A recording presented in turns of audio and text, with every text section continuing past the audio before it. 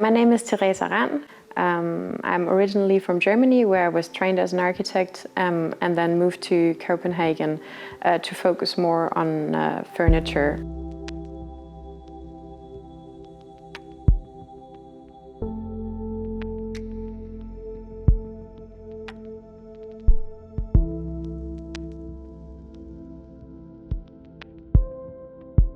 The objects of the Echasse series are made of mouth-blown glass, so you have really many different possibilities in terms of shaping these objects. Only small alterations of the material, like what is the thickness of the glass and the surface. Is it shiny or does it have a pattern, or all these things can make big differences.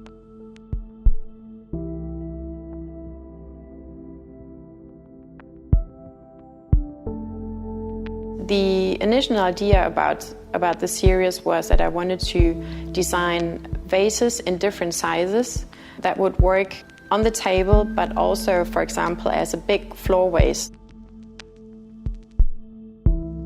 Today it's so easy to constantly buy stuff and consume things and add things to your home.